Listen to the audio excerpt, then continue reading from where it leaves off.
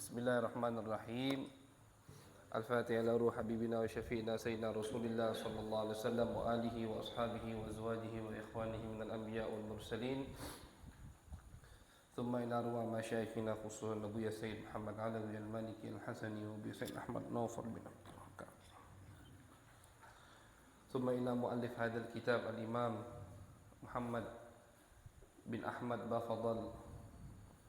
ولمن له حق علينا أن الله يغفر لهم ويرحمهم ويعلي درجاتهم في الجنة وينفعنا بأسرارهم وأنوارهم وعلومهم وبركاتهم في الدين والدنيا والآخرة بسر الفاتحة.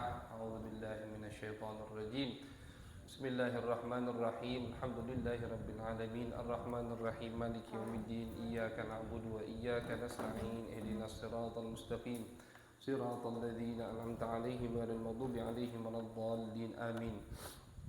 Alhamdulillah, insyaallah kita mulai dari malam hari ini daurah. Namanya daurah itu bukan setiap malam atau bukan selama-lamanya.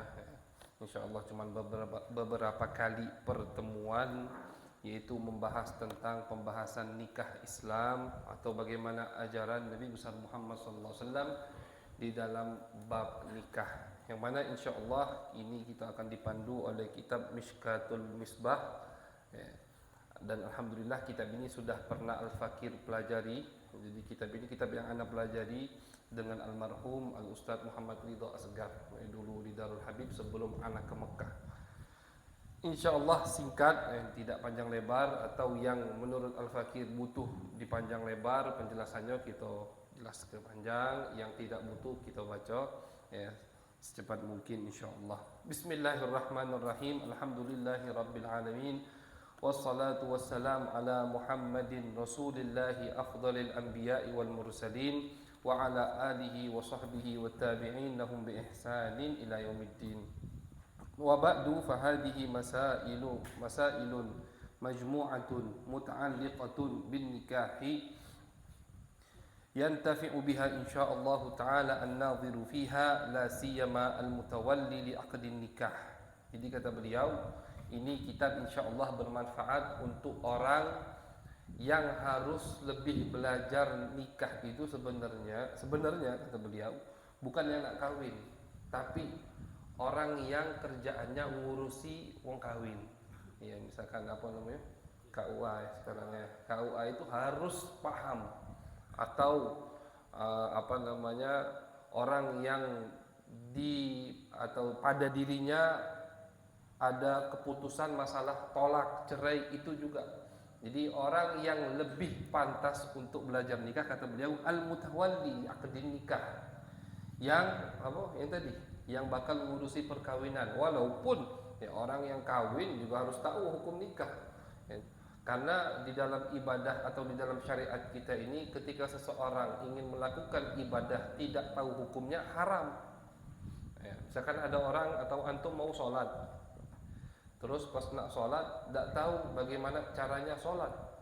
Sudah, yang penting aku sholat, haram. Sudah sholatnya tidak sah dan dosa. Jadi dia dapat dua dosa. Dosa pertama meninggalkan sholat. Dosa kedua karena dia sengaja melakukan sholat, dia tidak tahu hukum sholat bagaimana. Mau jual beli, mau buka toko, ini penting juga ini. Kita mau berdagang, tapi kita tidak tahu hukum baik syira' di dalam agama Islam bagaimana. Haram hukumnya. Karena tidak boleh kita melakukan satu hal atau satu amal ibadah, kita tidak tahu hukumnya bagaimana ibadah tersebut. Nikah adalah ibadah. An-nikahu sunnati, kata Nabi kan begitu. Nikah itu sunnahku, berarti ibadah. Kita lakukan nikah, mau nikah tapi tidak tahu hukum nikah, itu berarti nikah kita dosa hukumnya. Karena pasti nanti di dalam keseharian kita ketika sudah menikah ada hal yang di situ kita melanggar perintah Nabi besar Muhammad sallallahu alaihi wasallam, karena kita tidak tahu. Sini ketidaktahuan di sini tidak dimaafkan, ghairu ma'fu, ghairu ma'dzur. Kenapa? Karena sebelumnya ada waktu untuk belajar, tapi kita tidak galak belajar. Wahia arba'atu fusul, cuman 4 bab kata beliau kitab ini. Bab pertama, fi man yustahabbu lahun nikah, siapa yang dianjurkan untuk menikah. Wa ma yustahabbu fil mankuhah, ya, apa saja sifat-sifat perempuan yang disunnahkan kita untuk nikahi dia. Wa fi mustahabbatin fil nikah, sunnah nikah apa saja. Itu bab pertama. Bab kedua, rukun nikah dan syarat-syarat nikah. Bab ketiga, pembahasan tentang tolak dan iddah. Bab keempat, syurut mutawalli uqudil ankihah. Tadi orang yang akan mengurusi masalah perkawinan atau resepsi perkawinan. Itu bab keempat. Jadi cuma 4 bab risalah ini. Ini jangan dilihat ini tebal, ini syarahnya yang tebal. Kalau kitab aslinya tipis, cuman karena ada syarah, jadi agak tebal. Yang kita baca atas, jadi begini. Yang dibaca ini tipis, sedikit-sedikit. Ini syarah, tidak kita baca. Walaupun waktu itu Al-Fagir baca syarahnya sama Ustadz Muhammad Ridha Segar. Cuman kita baca matanya baik. Al-Faslul Awal, bab pertama, fi man yustahabbu lahu nikah wa ma yustahabbu fil mankuha wa fi mustahabbatin fil nikah. Bab pertama akan membahas siapa saja yang sunnah untuk nikah atau dianjurkan untuk menikah, wa ma yustahabbu fil mankuha, dan apa saja sifat perempuan yang kita dianjurkan untuk memilihnya, wa fi mustahabbatin fil nikah, dan juga membahas tentang sunnah-sunnah yang ada di dalam ibadah nikah. Qal huwa mustahabbun li muhtajin ilaihi yajidu uhbatah. Nikah ini sunnah atau sangat dianjurkan li muhtajin ilaihi, untuk orang yang butuh dengan nikah. Jadi yang butuh dengan nikah itu sangat dianjurkan untuk menikah. Jadi kata ulama, karena ketika seseorang merasakan hasrat atau kemauan untuk menikah, itu tidak ada obatnya kecuali nikah. Ini berarti muhtaj, ini orang butuh untuk nikah. Nabi sendiri yang mengatakan, ya, man istata'a minkum alba'ata falyatazawwad wa man lam yastati' atau kama qala wa man lam yastati' fa 'alaihi bis-shaum fa inna lahu wija'. Kata Nabi, yang merasa ada kepingin, ada hasrat, ada syahwat untuk menikah, nikah, kata Nabi Muhammad. Karena itu obatnya. Cuman ya, waman lam yastati, orang yang tidak mampu untuk menikah, misalkan belum ada duit, belum ada modal, ya walaupun itu kadang alasan orang yang tidak tawakal sama Allah Subhanahu wa taala. Kalau orang yang tawakal sama Allah, yughnihimullah, pasti akan dikayakan oleh Allah Subhanahu wa taala. Itu obatnya orang yang tidak mampu, kata Nabi, adalah puasa. Jadi untuk menahan hasrat tadi, puasa. Walaupun kadang puasa ini kurang, kalau syahwatnya sudah besar, puasa pun kurang. Jadi memang obatnya harus nikah. Jadi nikah ini sangat disunnahkan li muhtajin ilaih, untuk orang yang butuh dengan nikah, yajidu uhbatahu, yang mana dia mempunyai siap untuk membayar mahar, ya, dan nafkah hari itu. Jadi kata ulama, nafkah yang disiapkan itu bukan nafkah setahun, nafkah sehari. Punya mahar, ya, karena mahar itu bukan antar-antaran kita. Kalau antaran-antaran orang Palembang ini tuh tidak wajib kalau tidak dilihat dari hukum adat. Lain kalau dari hukum adat mungkin wajib kalau pakai hukum adat. Tapi kalau dari syariat, yang wajib ketika kita menikah, ketika akdun nikah itu zawatuka bimahar 500 rupiah, misalkan 500.000, ini naik 500.000. Dulu 100, dulu bukan zaman antum, dulu sebelum ana berangkat ke Mekah itu sering dengar akad nikah 100.000. Sekarang tak tahu ini siapa yang membiasakannya, naik jadi 500 atau 10.000, 10.000. Ana 500 kemarin sudah, karena ya sudah jadi adat 500, mau 500, walaupun yang 100.000 tidak apa-apa, masih mengikuti. Kemarin ada 100, ada 200, ada 400. Iya, makanya pokoknya semampunya, dan itu yang wajib. Nah, mahar itu yang wajib. Jadi ketika Anda ingin menikah harus punya mahar. Mahar yang dibayar atau yang disebutkan ketika akad nikah. Kemudian ya, mempunyai nafkah untuk hari itu. Yajidu uhbatahu tadi. Ya, yang dimaksud uhbatahu mempunyai persiapan. Persiapannya apa? Mahar dan tadi nafkah satu hari ya. Kalau kita bayangkan nikah sekarang, wah, luar biasa bedanya ya. Terlalu memaksakan terkadang orang di zaman ini. Ya, lihat Nabi ketika menikahkan Sayyidina Ali dan Siti Fatimah gampang, padahal ini nikah yang paling mulia, nikah yang paling berkah ya, yang nikah yang mana dengan pernikahan ini ya, timbul lahirlah para aulia, lahirlah cucu-cucu Nabi besar Muhammad sallallahu alaihi wasallam. Gampang Nabi, resepsinya gampang ya, sederhana sekali. Sayyidina Ali dipanggil, punya apa? Punya ini ya Rasulullah. Punya kuda jangan dijual, kuda kau butuh kuda, kata Nabi besar Muhammad sallallahu alaihi wasallam. Punya misalkan onta kalau tidak salah atau kambing, itu jual buat mahar. Cuman itu maharnya. Ya, tidak susah, tidak ruwet. Acaranya ya di masjid, acaranya ya dihadiri sahabat. Yang bikin makanan, ada yang ingin apa? Tabarruk, ya, ingin memberi hadiah, kasih, sudah selesai. Itulah akad nikah, resepsi putri tercinta Nabi besar Muhammad sallallahu alaihi wasallam. Ya, jadi yang dimaksud mempunyai persiapan yaitu persiapan untuk nafkah, untuk mahar. Mahar ini wajib hukumnya dan wajib dibayar. Kalau sudah disebutkan harus kita kasihkan. Dan persiapan nafkah untuk satu hari itu. Urusan besok urusan lain. Itu bukan persyaratan.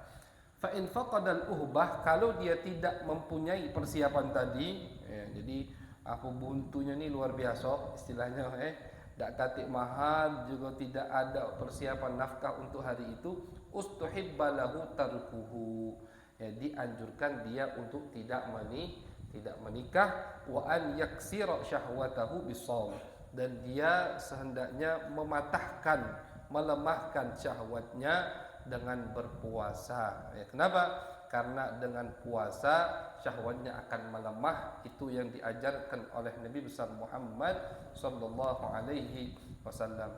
Fa in lam yahtad ila nikah kuriha lahu in faqada al-uhbah, fa in lam yafqudha fala yukrahu lahu, lakin at-takhalli lil ibadati afdal. Fa in lam yata'abbad fa nikahu afdal. Sekarang tadi kan ini orang yang butuh dengan nikah, kemudian dia mempunyai persiapan, mas kawin sama dengan nafkah satu hari itu. Ini dia dianjurkan untuk menikah. Kemudian orang yang tidak mempunyai persiapan berarti dianjurkan tidak menikah, dan dianjurkan juga untuk berpuasa. Sekarang orang yang tidak butuh dengan menikah, kemudian dia mempunyai persiapan, tapi dia tidak ada kebutuhan untuk menikah, maka untuk dirinya al-ibadatu afdal. Di sini dikatakan dia mengkhususkan atau dia lebih fokus untuk beribadah, maka itu lebih afdal untuk dirinya. Kalau dia tidak ada hasrat sama sekali untuk menikah. Fa in wajada al-uhbah wa bihi illah aw maradun daimun aw ta'ninun kuriha lahu idza lam yakun lahu gharadun min khidmatin aw inasin aw ghairi dzalik. Kemudian sekarang orang yang tidak butuh nikah, sebenarnya tidak butuh misalkan, cuman dia hanya butuh untuk ada yang menemani begitu. Kadang kan mungkin orang yang sudah lanjut umur tidak butuh lagi hal-hal yang dituju sama anak muda gitu kan, cuman butuh al-inas, untuk ada yang menemani, maka dia juga sunnah dianjurkan untuk menikah. Ini kurang lebih perincian siapa saja yang disunnahkan untuk menikah. Walaupun perincian ini kalau kita lihat secara umum global, hadis Nabi besar Muhammad SAW lebih menganjurkan kita untuk menikah. Karena Nabi banyak anjurannya, an-nikah sunnati faman raghiba an sunnati falaysa minni. Kalau kita lihat di riwayat-riwayat hadis, hanya ada beberapa amal ibadah yang dikaitkan sama Nabi, faman raghiba an sunnati falaysa minni. Jadi kata Nabi, nikah itu sunnah aku. Kalau orang yang tidak suka dengan sunnahku, bukan dari aku. Sunnah Nabi banyak, cuman kenapa nikah yang disebutkan? Kenapa bukan qiraatul Quran sunnati misalkan? Kenapa bukan salatul witir sunnati, faman raghiba an sunnati falaysa minni? Kenapa nikah yang disebutkan? Nikah sunnahku.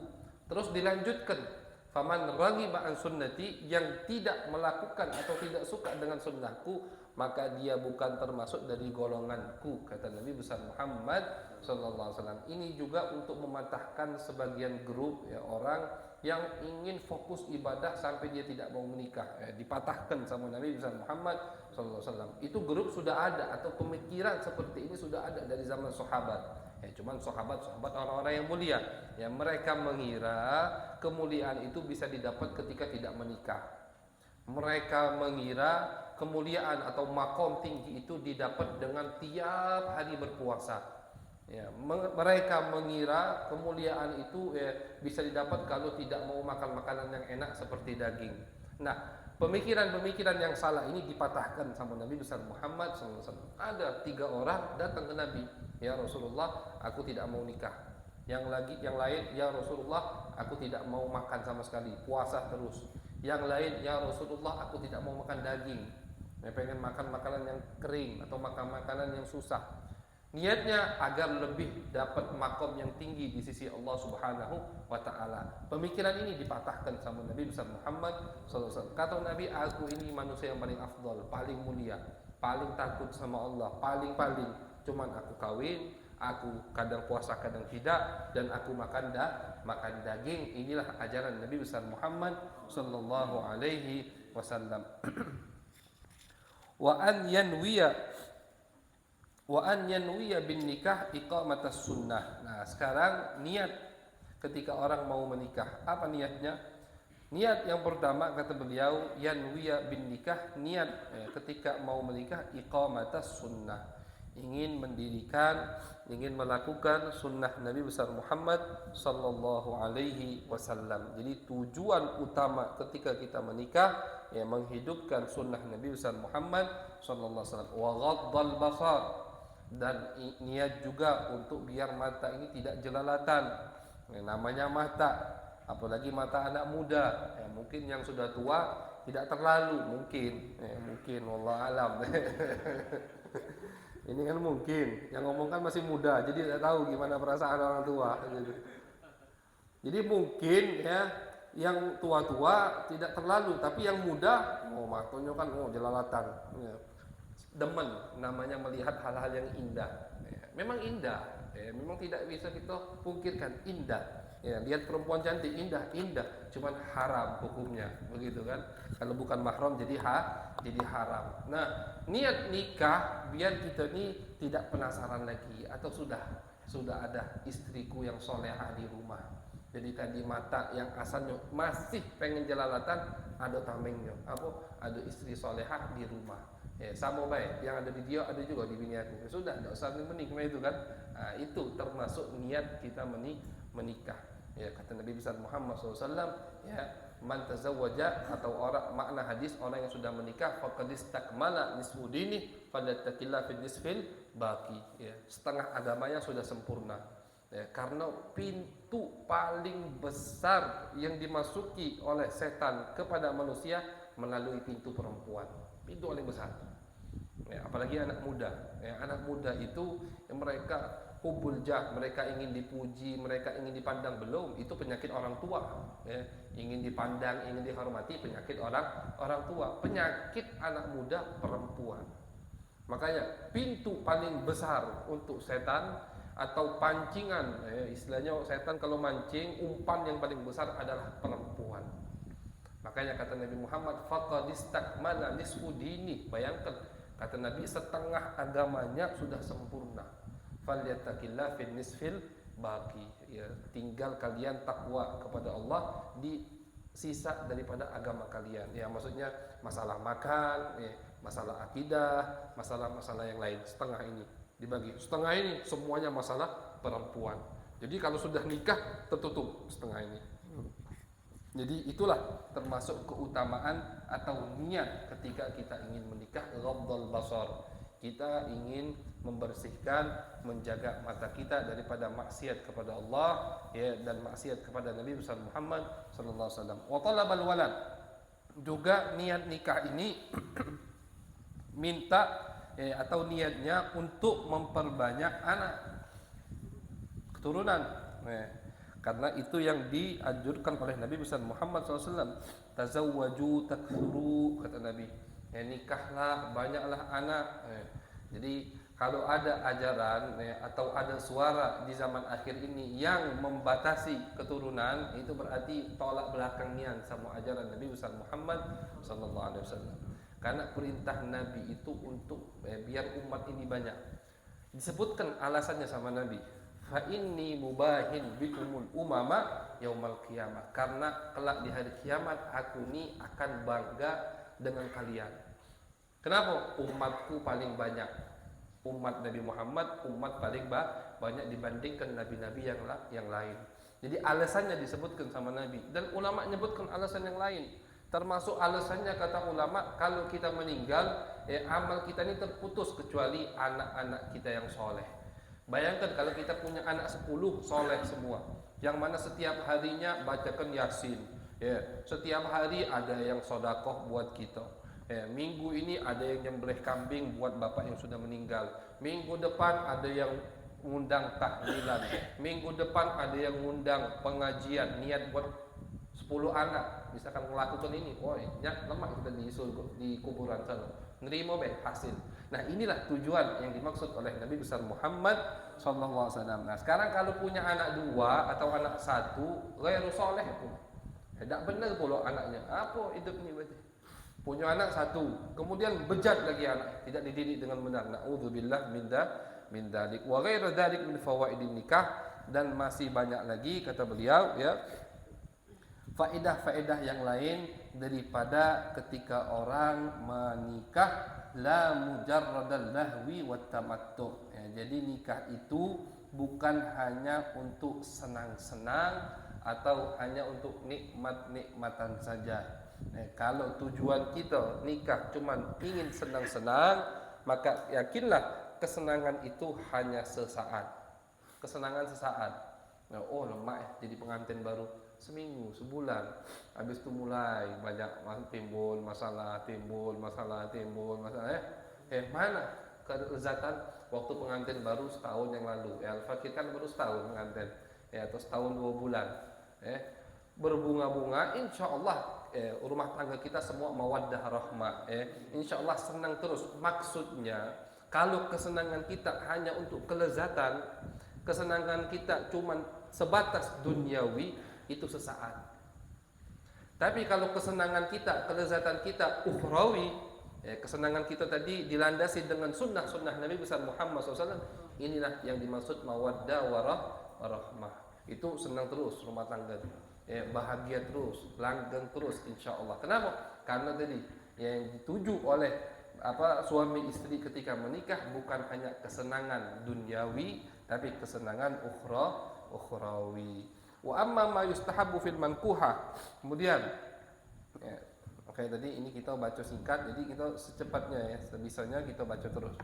Wa amma ma yustahabbu fil mankuhah, yang disunnahkan atau yang dipilih ketika kita ingin menikah. Perempuan yang seperti apa?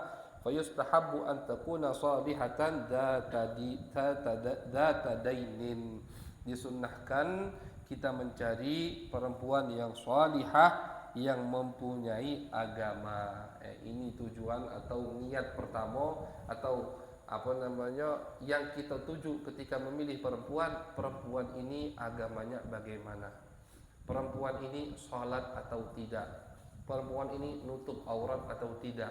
Kenapa? Karena perempuan adalah madrasatul ula. Perempuan itu sekolah pertama untuk anak kita. Kalau kita punya istri yang penting cantik tapi pakai celana pendek, rambutnya buka, sudah tak usah bayar ke anak kau cak mana kage. Ibunya begitu, ya kan? Siapa yang salah? Bapaknya ketika memilih istri tadi. Jadi pilihlah yang pertama kata Nabi, dzata dain, orang atau perempuan yang mempunyai agama, yang takut kepada Allah Subhanahu wa taala. Karena al-araq, urat atau keturunan itu dasas kata Nabi, bakal ada efeknya, dampaknya bakal ada di anak. Tidak apa-apa, yang penting nanti anaknya aku yang didik. Istri yang penting cantik, mau tidak solehah, mau buka aurat tidak masalah. Yang penting nanti anaknya aku yang didik. Itu orang yang tidak berpengalaman mengatakan seperti itu. Lihat nanti ketika punya anak, pasti anaknya tadi mau belok ke kiri terus. Ngapa? Ibunya tadi sudah tidak benar yang dia pilih.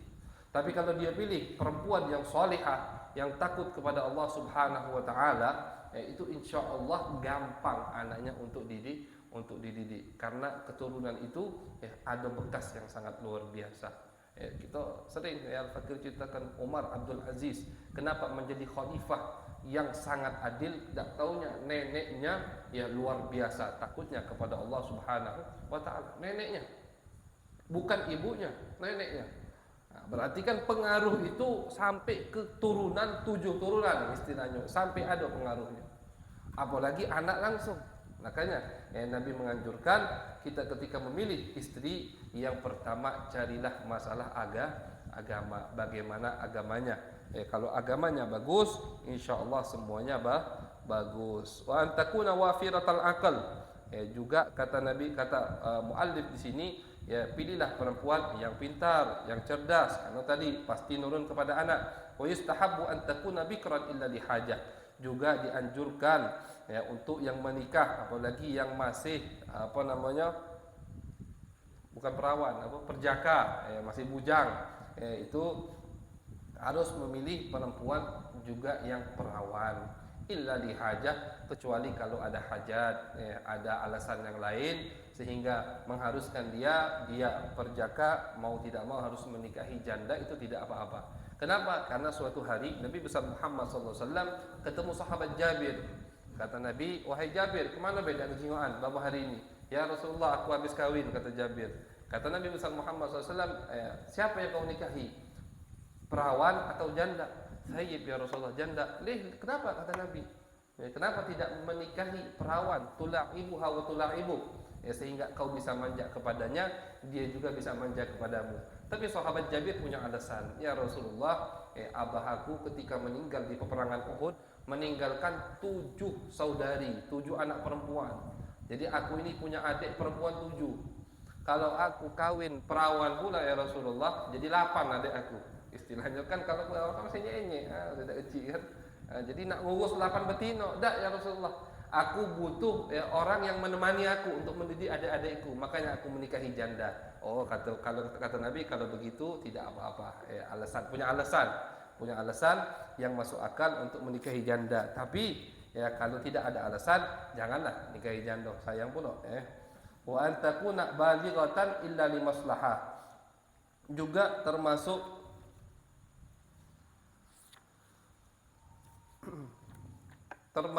yang disunnahkan ketika kita memilih istri, harus perempuan tadi balighah, sudah baligh, sudah dewasa. Illa li maslahah, kecuali kalau ada maslahat. Artinya menikahi perempuan yang belum dewasa boleh. Siapa dalilnya? Nabi besar Muhammad sallallahu alaihi wasallam menikahi Siti Aisyah radhiyallahu anha. Siti Aisyah belum dewasa, masih kecil. Tapi tidak boleh dikumpuli. Ini hanya boleh sebatas akad nikah. Boleh. Jadi misalkan saya mau menikahi perempuan yang masih kecil, selagi wali nikahnya wali mujbir, nanti kita bahas insyaallah. Wali mujbir itu maksudnya bapaknya atau kakeknya. Itu yang boleh menikahi anak perempuan kecil, bapak atau kakeknya. Ketika bapak tidak ada, kakeknya. Nah, boleh dia menikahi cucunya tadi atau anaknya yang perempuan kecil kepada seorang laki-laki. Cuman boleh akad. Berhubungan jelas tidak boleh kalau dia masih kecil. Maka dari itu disunnahkan ketika kita menikah, cari perempuan yang sudah dewasa, yang sudah pantas untuk kita atau dihubungi. Wallahu a'lam bishawab.